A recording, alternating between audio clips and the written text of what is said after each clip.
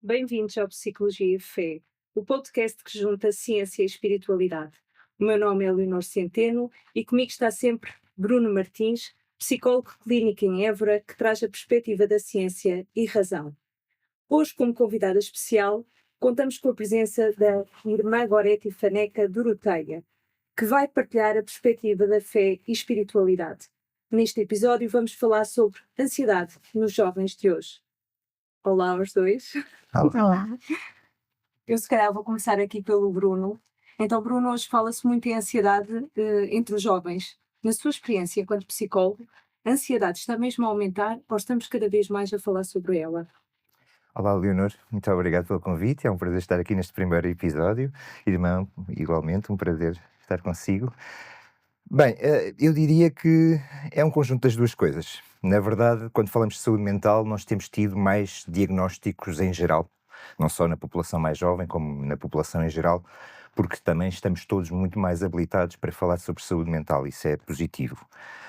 No entanto, os dados também demonstram que nós temos tido mais ansiedade nos jovens. Aliás, a OCDE diz que mais de metade dos jovens sente algum tipo de mal-estar emocional ou psicológico. E isto representa um aumento de cerca de 10% nos últimos 5, 6 anos, o que é bastante em termos de saúde mental. E, portanto, sim, eu diria que nós temos tido mais ansiedade nos jovens nos dias de hoje e isso é, de facto, preocupante.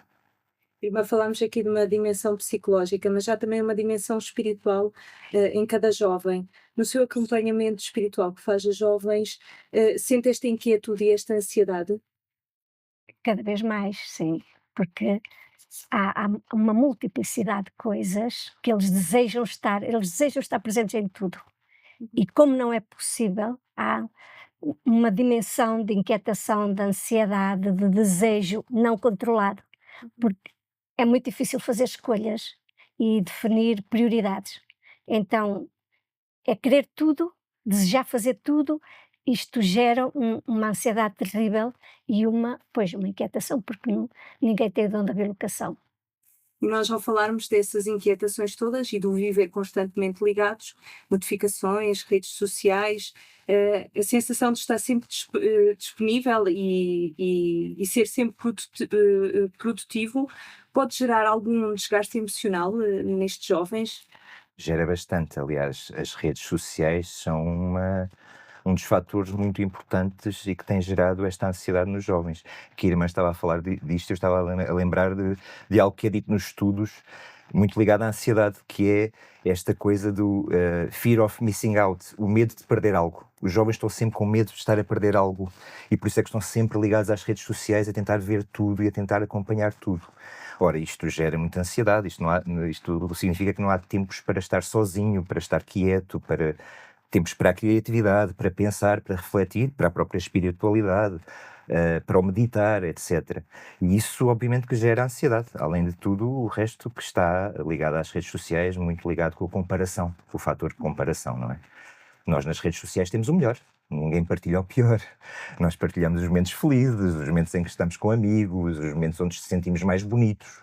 E isto eleva os padrões para níveis que os jovens têm muita dificuldade em perceber se são real ou se é fantasia. E, portanto, os jovens estão sempre a procurar estar no seu melhor. E isto de eu estar sempre à procura de estar no meu melhor é um fator de ansiedade muito grande, não é? Quer dizer, quando nós estamos sempre à procura do melhor, estamos sempre a perder algo, a sentir que estamos a perder algo. Irmã, ao falarmos sobre esta questão de estar sempre ligado, vem a importância que o Bruno falava do silêncio e da necessidade de meditar. E o que é que normalmente aconselha um jovem que não se consegue desligar, que não consegue estar em silêncio, que não consegue meditar? Prepare para o fazer. Não, tem que fazer a experiência, não é? Porque uma coisa é dizer não consigo, não consigo, não consigo. Outra coisa é parar e vamos ver. Agora, de facto, quando o jovem para fazer silêncio, é uma experiência terrível. Ele não sabe onde é que se há de meter, porque escuta tudo, todo o ruído interior vem à cabeça, vem ao coração, hum, e isto implica há um trabalho que eu costumo dar, que é fazer durante os dias pequenos tempos de silêncio, 10 minutos por dia, e fazer a experiência, como é que consigo viver isto, dar conta do que sinto, este treino a partir do pouco, do pequeno e do possível, em termos de silêncio. E depois, quando para e quer mesmo fazer silêncio, que há muitos jovens que desejam fazer exercícios espirituais e desejam e temem Uhum. o medo do silêncio, de deixar o telemóvel, como é que vai funcionar. Hum, Depois acabam por ir entrando, mas o silêncio prolongado é importante que seja um silêncio acompanhado. Uhum. E isto hum, abre-lhes uma perspectiva de esperança. Se puderem confrontar-se com a dificuldade de o fazer, de o viver, hum, esta partilha contínua que gera abertura e possibilidade de uma nova perspectiva de o viver. Agora escuta isto, agora vai escutar aquilo. Este acompanhamento e este diálogo facilita o silêncio e a profundidade. Bruno, partindo aqui se calhar da irmã, também do ponto de vista clínico, quando acompanha jovens, o que é que aconselha também nestas situações? Quais são as dicas, se podemos dizer assim, para estes jovens se desligarem e conectarem-se com eles mesmos? A primeira dica, quando a irmã estava a dizer do experimentem, é um bocadinho isto, não é? Tornar um bocadinho este desafio de parar um pouco como um desafio. E os jovens gostam desta ideia de desafio, não é? E, portanto, tornar um desafio e alargá-lo à família. Ou seja, nós precisamos de perceber também, e os pais precisam de perceber também, que são modelos.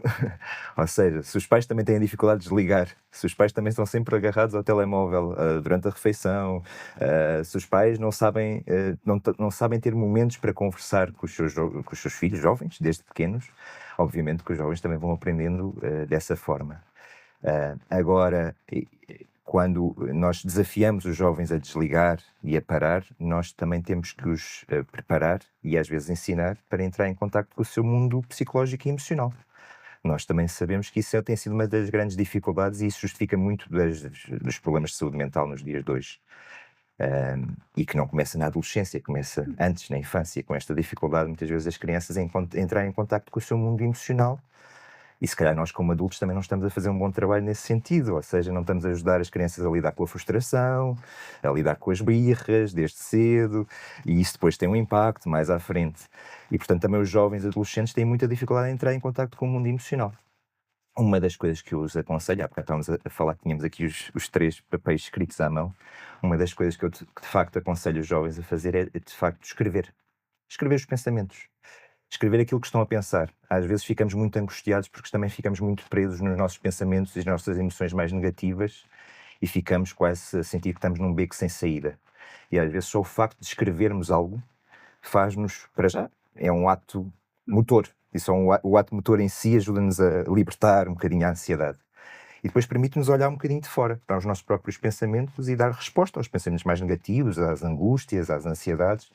E, portanto, esta ideia de eu poder escrever e poder encontrar respostas, não é? Quase um bocadinho o anjinho bom e o diabinho no nosso ombro, como vemos às vezes nos desenhos animados, um que diz coisas más e outro que diz coisas boas. Mas nós aprendemos a dizer coisas boas a nós próprios, a encorajar-nos, a dar-nos resposta aos pensamentos mais negativos, e o exercício de escrita permite muitas vezes isso, eu entrar em contacto com o meu mundo cognitivo e permite-me dar respostas a mim mesmo e acalmar e diminuir um bocadinho os meus níveis de ansiedade, stress, etc. Essa é uma das técnicas, entre tantas outras.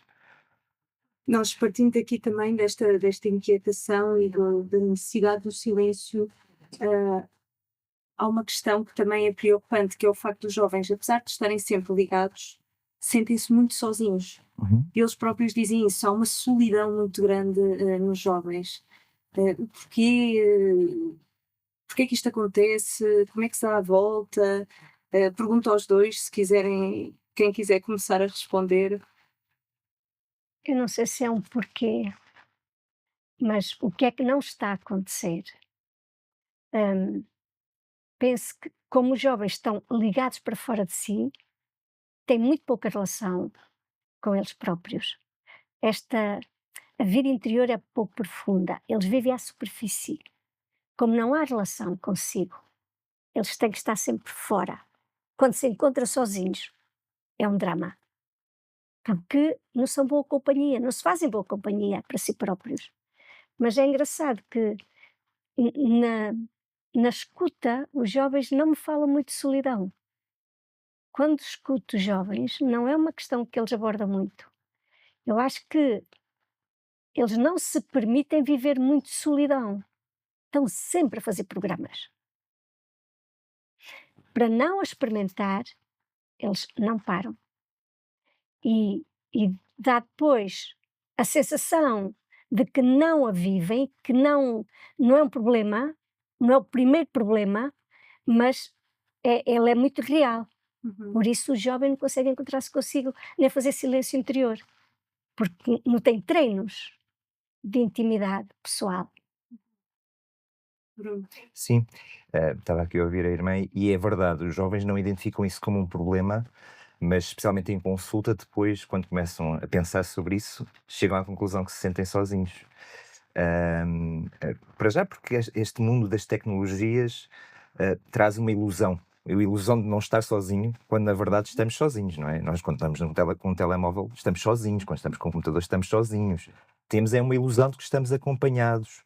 E os próprios algoritmos das redes sociais vão-nos dando aquilo que nós queremos ver e vamos sentindo-nos também um bocadinho quase viciados naqueles conteúdos e sentindo, de alguma forma, até de forma neuroquímica, algum prazer em relação, nas redes sociais. Mas estamos, de facto, sozinhos. Mas existem outros fatores. Eu julgo que também o facto de termos uma sociedade, às vezes, muito individualista, muito centrada naquilo que é e os jovens trazem estas angústias, às vezes, nas escolhas vocacionais, com esta ideia do empreendedorismo, têm que ser todos empreendedores, têm que todos construir o seu próprio emprego, têm que todos construir o seu próprio sucesso, quase sozinhos, não é? Esta ideia de eu tenho que construir sozinho a minha vida, traz consigo esta ideia de solidão. E traz consigo esta ideia de como é que eu me desenrasco sozinho neste mundo tão difícil, em termos de pressões sociais, de emprego, de acesso à habitação, etc, etc.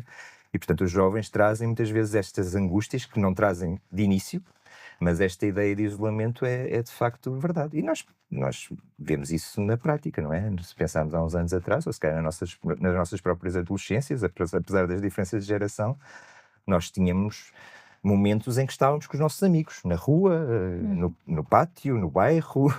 Hoje em dia esses espaços são cada vez menores, ou são cada vez mais tomados, ou são cada vez mais artificiais, com algumas saídas à noite em que verdadeiramente as pessoas às vezes não estão em contacto umas com as outras, ou com algumas saídas aos restaurantes. Ainda no outro dia estava a almoçar em família e via um grupo de jovens em que estavam todos juntos, mas estavam todos ao telemóvel.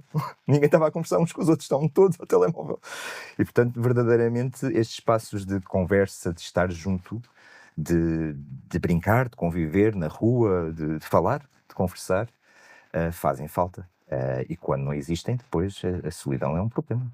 É um problema que depois se arrasta depois para a jovem adultez e para a adultez, e, portanto, é um problema sério.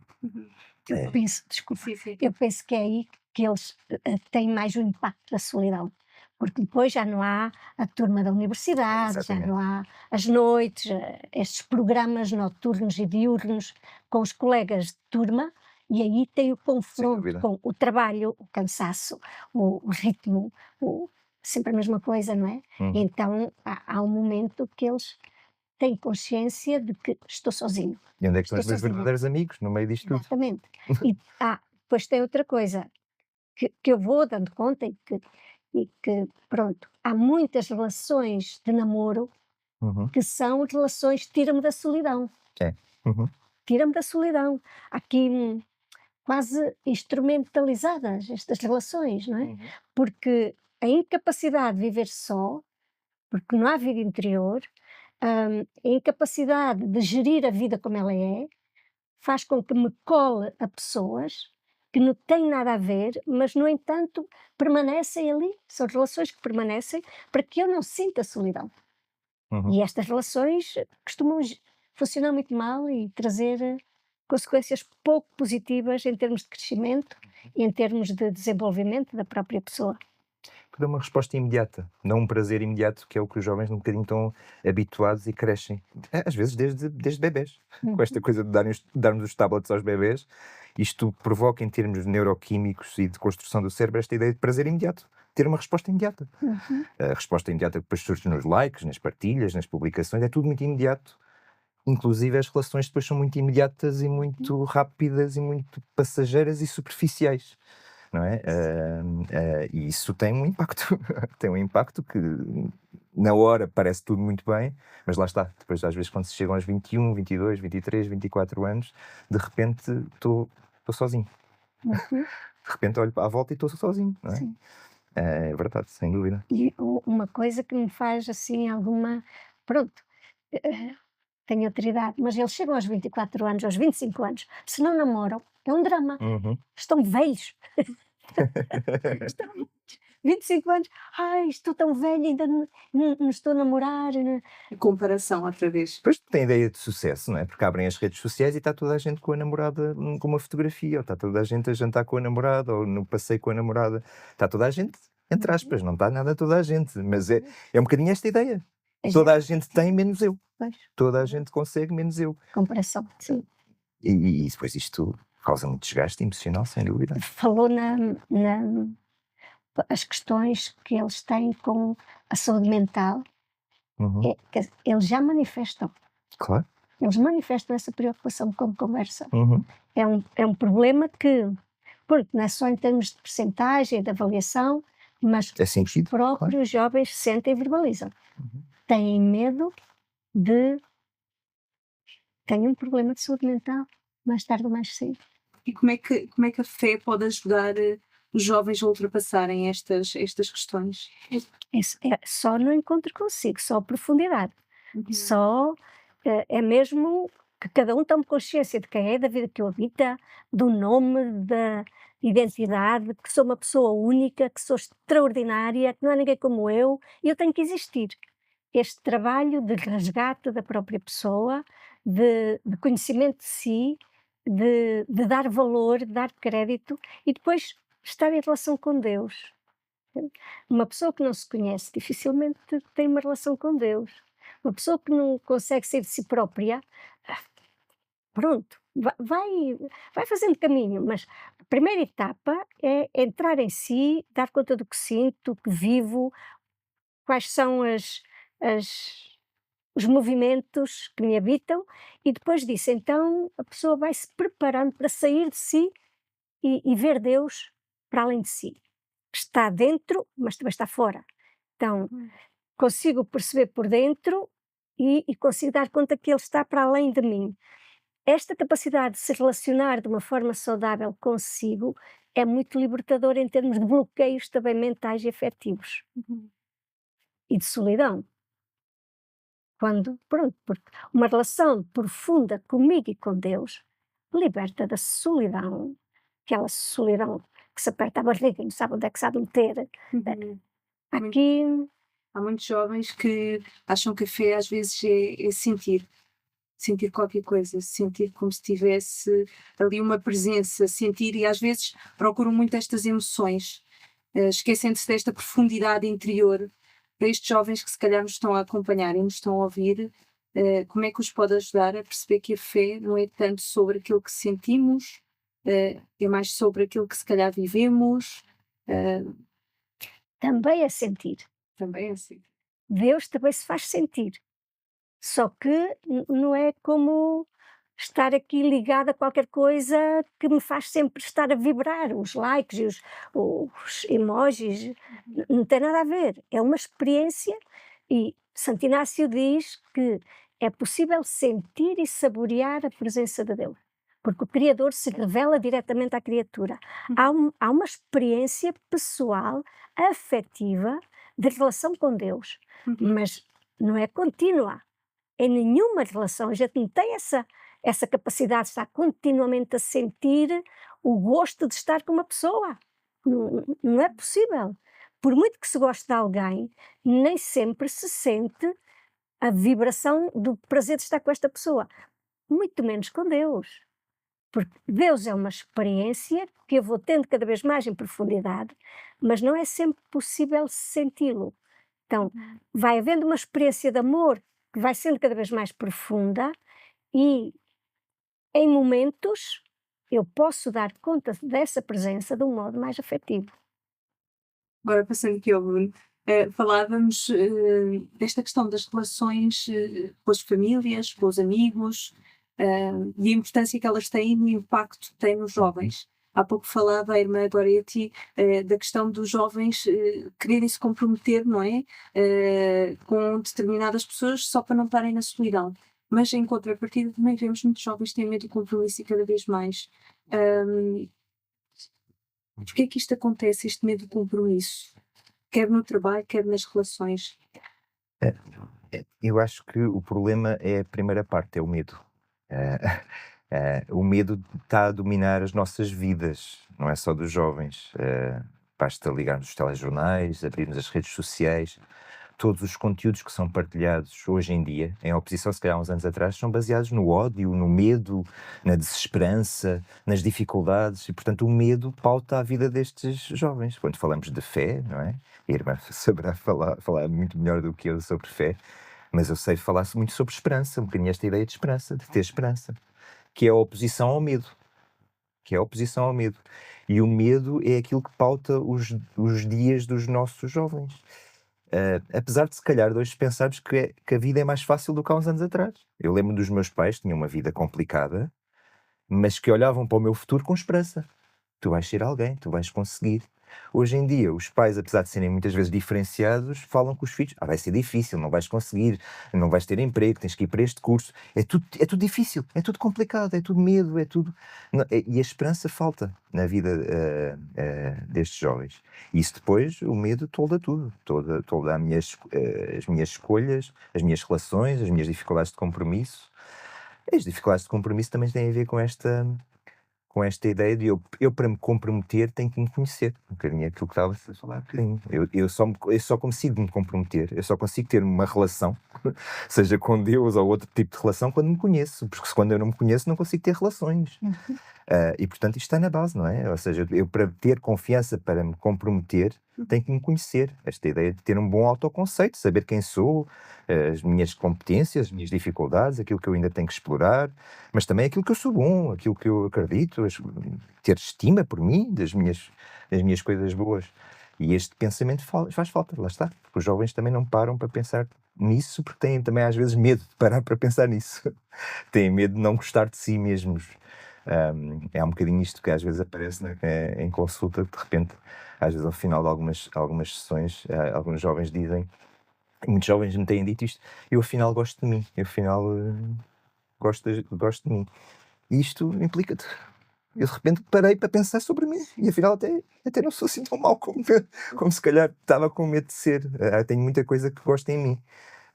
E só depois de eu gostar de mim é que de repente é que posso também gostar dos outros, não é? Posso entrar em relação com os outros.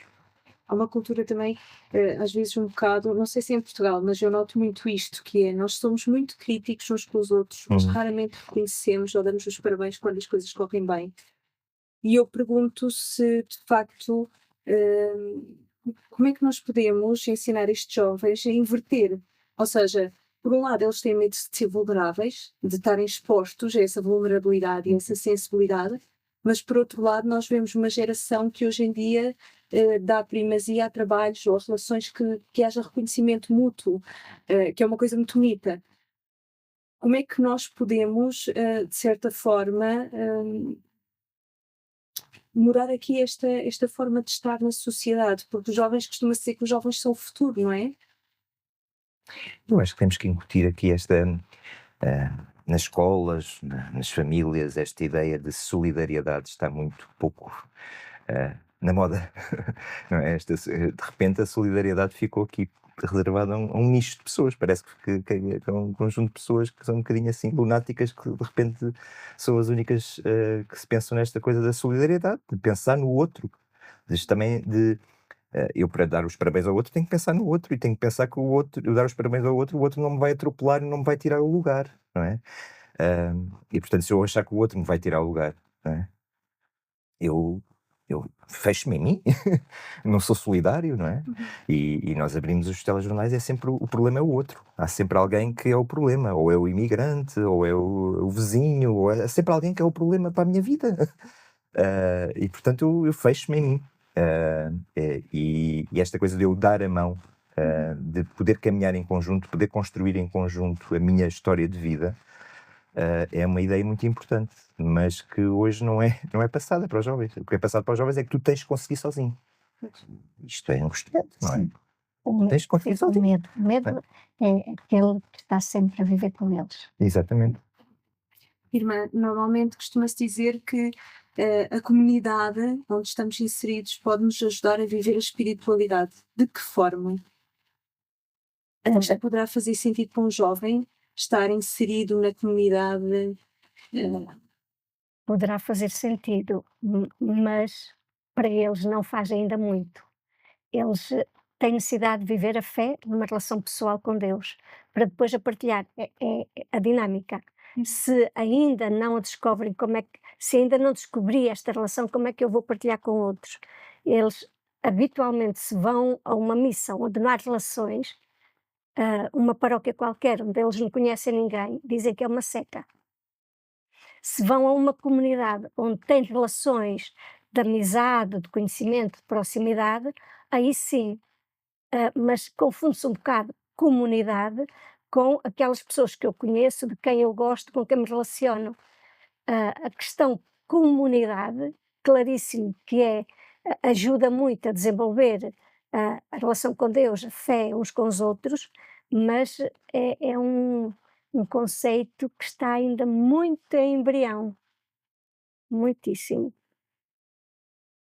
Na parte da psicologia, a comunidade é uma coisa que se fala ou Sim, aliás, há um ramo de psicologia que é a psicologia comunitária, sim, mas lá está, esta coisa de eu perceber que eu estar em comunidade é muito mais do que estar só com as pessoas que conheço ou que gosto, não é?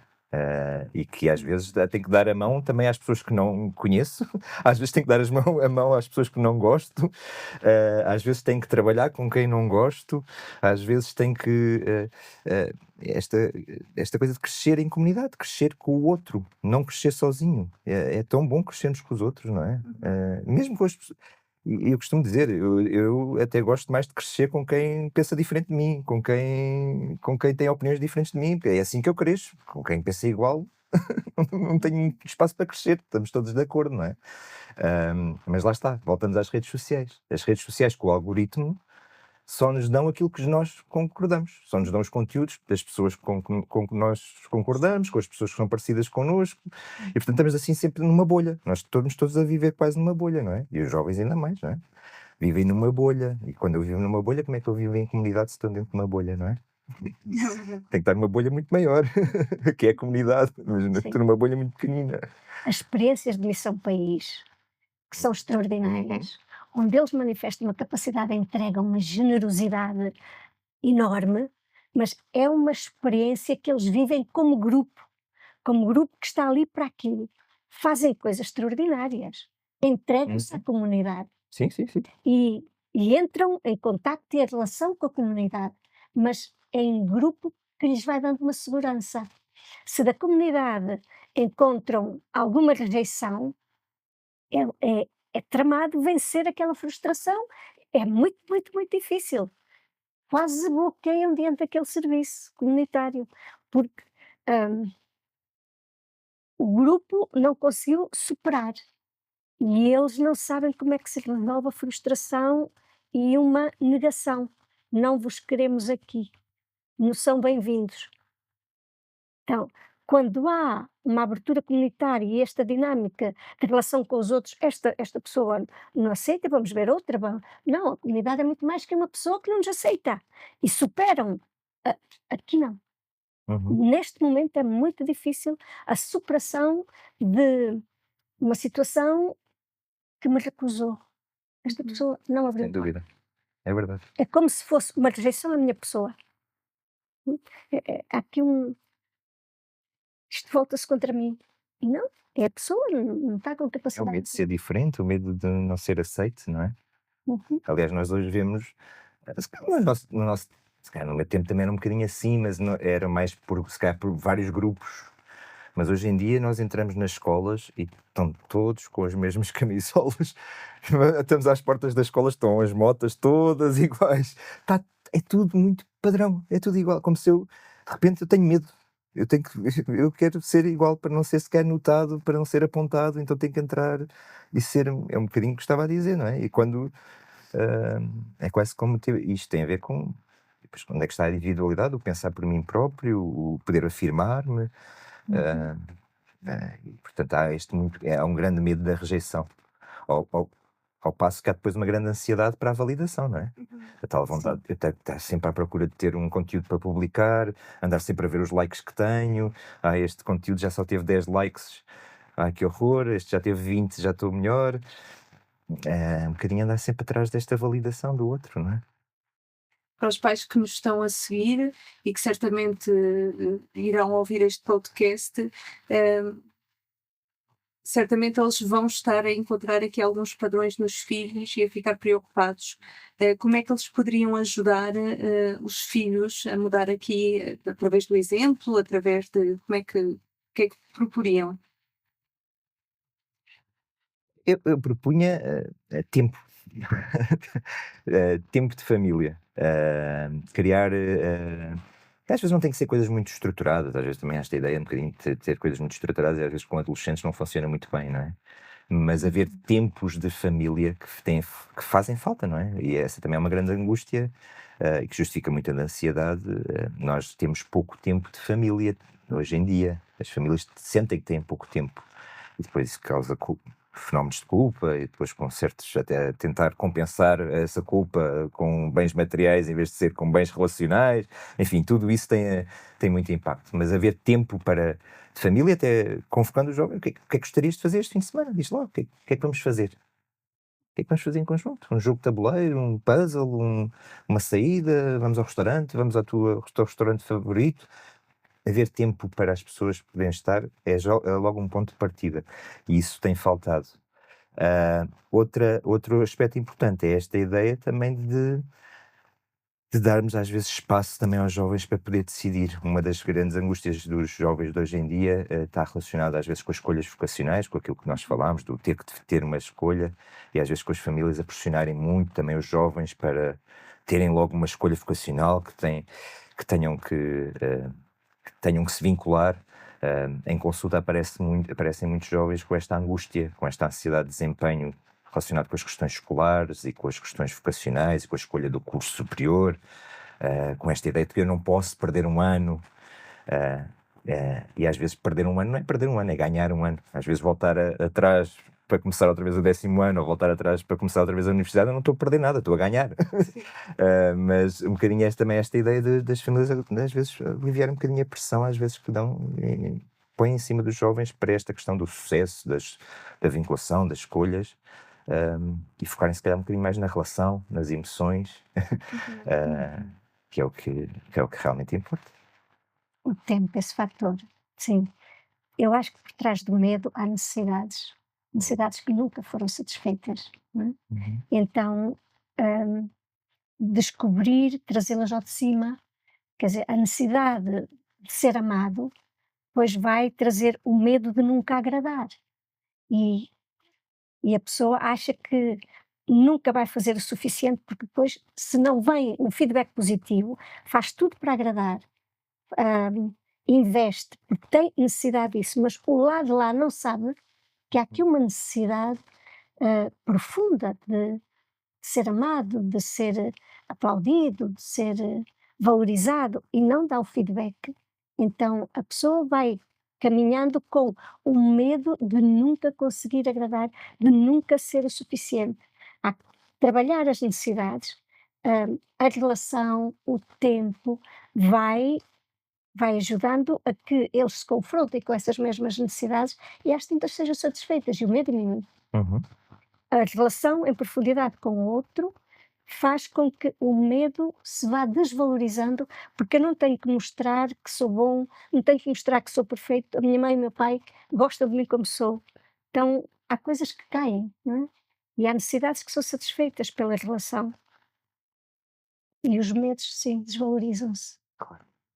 Ao nível espiritual, Há famílias que rezam juntas, há famílias que deixaram de rezar juntas, há famílias que acham que rezar é estar ali com orações, mas rezar pode ser muitas formas de estar.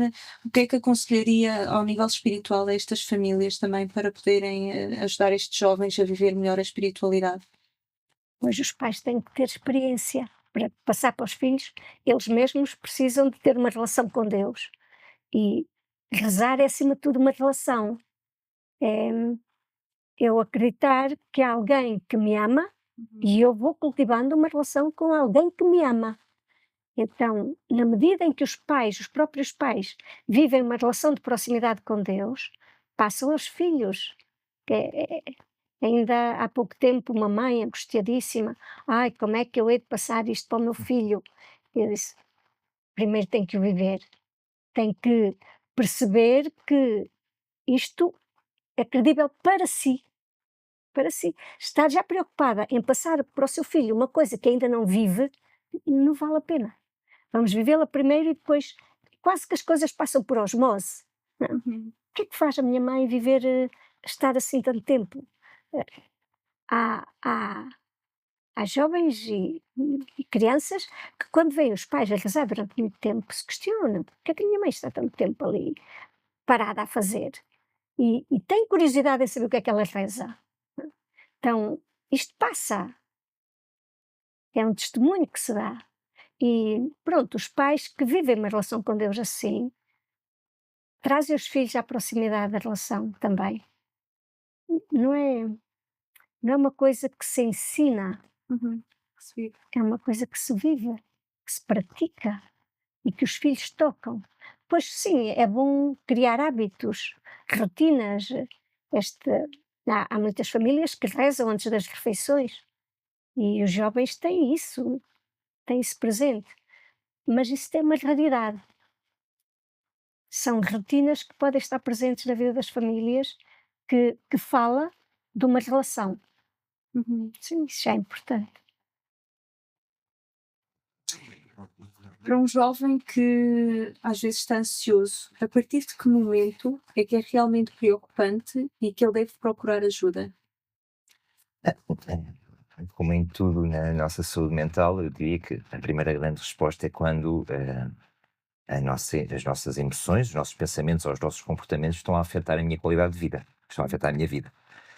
Agora, como é que isso se materializa quando falamos de ansiedade? Quando de facto eu já me sinto muito irritável maior parte do tempo, todos os dias, quando eu já sinto que só tenho pensamentos negativos, catastróficos, que não consigo sair destes pensamentos negativos, destes às vezes pensamentos catastróficos, quando o meu corpo me começa a dar sinais, com os sintomas psicossomáticos, quando as dores de barriga começam a ser frequentes, as dores de cabeça começam a ser frequentes, as dores de costas começam a ser frequentes, quando o meu corpo começa a dizer: olha lá, se calhar precisas de ajuda. Quando eu tenho às vezes crises de choro frequentes, repetidas, quando tudo parece, quando eu começo a olhar para o mundo como muito negro, quando tudo muito difícil, é tempo normalmente de pedir ajuda. Claro que às vezes os jovens conseguem ter essa capacidade, e isso é uma coisa positiva nos jovens. Quando falamos de saúde mental, eles às vezes têm menos tabus do que propriamente os adultos, porque quando se fala destas questões da saúde mental, mas ainda assim nós temos que às vezes ajudá-los, né? As famílias, os amigos, a desafiar para pedirem ajuda. Às vezes nós próprios não conseguimos ver que estamos a precisar de ajuda e precisamos que os outros nos alertem, que nos ajudem também a pedir ajuda. Mas quando de facto estes comportamentos, e especialmente o estar muito irritável, estar muito zangado, estar sempre com estes comportamentos e pensamentos negativos a maior parte do tempo, a maior parte dos dias. Aí é tempo normalmente de pedir ajuda para poder sair deste ciclo. Às vezes não conseguimos sair deste ciclo sozinhos e está tudo bem. Uhum. Mas já tive jovens em que percebeu que eles precisavam de ajuda a sério mesmo do ponto de vista clínico, ou onde percebeu que realmente aquilo não era só espiritual, precisava de uma componente de ajuda real. Sim, mas eles acolhem, sim, eles acolhem com facilidade, facilidade, pronto, mas muito mais facilidade do que um adulto. Hum, Se eu disser a um jovem: já pensaste recorrer a um psicólogo, ser consultado por um profissional ou um psiquiatra?" se ele diz que não, eu disse: "Então olha, pensa nisso. Próxima vez que for ter comigo já me diz: "Irmã, fui a um psicólogo, estou a gostar, não estou a gostar", diz logo, não é, isso é sim, isso acontece, mas não há tabus de facto, não há assim Sim, grandes também sinto tabus isso. em relação, a esse acompanhamento. Há pessoas que eu acompanho, jovens e menos jovens, que também são acompanhados por psicólogos ou Uhum. psiquiatras. Sim. E sempre que eu vejo que não é uma questão espiritual, mas que uma pessoa, já falei disso, isto não é uma questão espiritual, precisa de ser acompanhada por um profissional de Uhum. saúde mental ou Uhum. psicologia, um psicólogo que ajuda a conhecer-se melhor. Sim, Nós em Portugal também damos conta, falaram ambos, que a geração mais velha tem mais dificuldade nessa parte. Muitas das vezes, quando se propõe ir a um psicólogo ou um psiquiatra, é quase como eu não sou maluco. Uhum. Há muito esta resposta. E pergunto-me se há filhos que às vezes ao pedirem ajuda aos pais, os pais interpretem aquilo como, opá, um feitiozinho que tens que te acalmar, ou acontece isto, ou ainda temos pais que têm dificuldade em ajudar os filhos nesse sentido. Sim, ainda se encontra. Ainda encontramos algumas famílias com alguma resistência em ajudar os filhos a procurar ajuda. Uma parte por esses preconceitos Uhum. ainda, se calhar, de o meu filho vai ao psicólogo ou ao psiquiatra, quer dizer que está mesmo mal, quer dizer que é maluco, né? Outra parte pela culpa que isso também acarreta sobre si. Ou seja, se o meu filho está a precisar de ajuda, se calhar sou eu também que estou. Será que sou eu, como pai ou mãe, estou a falhar? Onde é que está a minha culpa no meio disto tudo? Não é? E portanto, às vezes quero adiar isso para também não me confrontar com este pensamento de: Mas o meu filho está deprimido ou está ansioso, será que eu estou a falhar como pai? Será que eu estou a falhar como mãe?" Não é? E isto também se percebe, não é? Esta ideia percebe-se. Agora, nós temos que tirar esta palavra, às vezes, de culpa, está muito presente nos nossos dias, e temos que saber lidar melhor com esta questão da culpa. Não, não é culpa, não há culpa de ninguém eu precisar de ajuda. Antes, pelo contrário, às vezes pode ser culpa minha no bom sentido de eu ajudar-te a procurar ajuda. É culpa positiva, no sentido de é responsabilidade. Tal como quando o meu filho parte o braço, não é culpa minha, porque ele caiu, partiu o braço, tem que ir ao médico, tem que ir ao hospital, tem que pôr gesso, não quer dizer que eu seja culpado. Mas às vezes tem um bocadinho a ver com esta culpa que os pais sentem, Uhum. pode adiar um bocadinho o processo de início da ajuda. Mas também julgo que também já foi pior. Também julgo que essa ideia dos psicólogos, dos psiquiatras ser para malucos ou de ser uma coisa muito pesada ou muito difícil, também julgo que já temos evoluído bastante nos últimos anos. Permanecem ainda alguns preconceitos, mas ainda assim acho que evoluímos bastante nessa área da saúde mental e da percepção da saúde mental. Uhum. penso que a culpa é precisamente porque os pais são conscientes que não dão aos filhos o tempo que desejam. Não é? E depois aparece um problema, sou eu que não estou presente como o meu filho ou a minha filha precisa, não é? Uhum. Então esse peso, às vezes, situações mais complicadas, faz com que os pais de facto, hã, estejam mais tempo, e têm tempo. Só que o cansaço faz com que evitem esse tempo. "Ai, agora não me apetece, vou estar comigo". E depois, quando o filho não está tão bem: "Ah, podia ter estado com o meu filho". Quer Uhum. dizer, há aqui um modo de viver hoje em dia que de facto, traz a culpa muito ao de cima. Sem dúvida. E não sei se tinha que se fazer alguma coisa com o estilo de vida, mas só nós fazendo escolhas. Sim. Em termos de emprego, é tal a pressão, tem que fazer isto, tem que fazer aquilo. Aquilo que se pede hoje em dia nos locais de trabalho é desumano. E a pessoa chega a casa um farrapo de humanidade e dificilmente já consegue dar aos filhos o espaço de qualidade que eles merecem. E isto carrega uma culpa, Claro. carrega um peso muito forte em cima dos pais. Sem dúvida. E às vezes é mesmo isso. hum, Também encontrei uma mãe que disse: "A minha filha está a ter um comportamento muito estranho na escola e não é nada normal". Era uma criança que se interessava por tudo Uhum. e entretanto ela é consciente que teve um problema de saúde e deixou de dar à filha a atenção que era habitual. E, e nesse entretanto, a menina começa a ter um comportamento estranho na escola. E, e ela perguntou-me: irmã, acha que devo levar ao psicólogo? E eu disse: olha, dê-lhe muitos abraços e depois veja. Primeiro dê-lhe muitos abraços. Faça-lhe sentir que não a esqueceu, que não. Que, Está lá?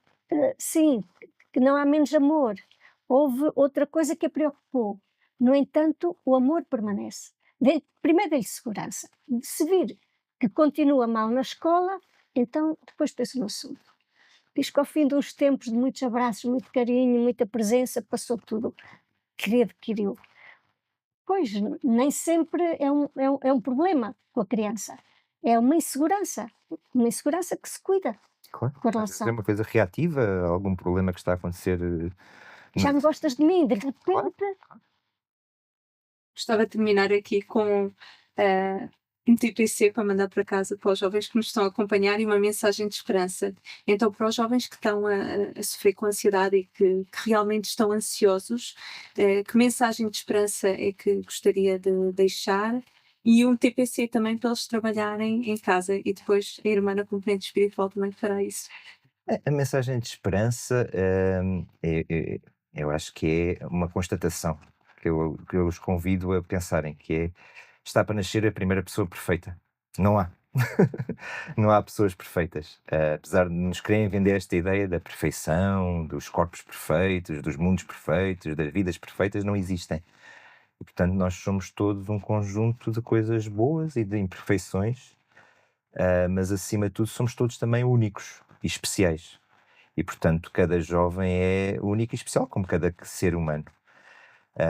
A segunda mensagem é que, de facto, quando nós começamos a falar destas coisas, da ansiedade, das dificuldades, começamos a perceber uma coisa muito, muito refrescante e boa, que é: nós nunca estamos sozinhos.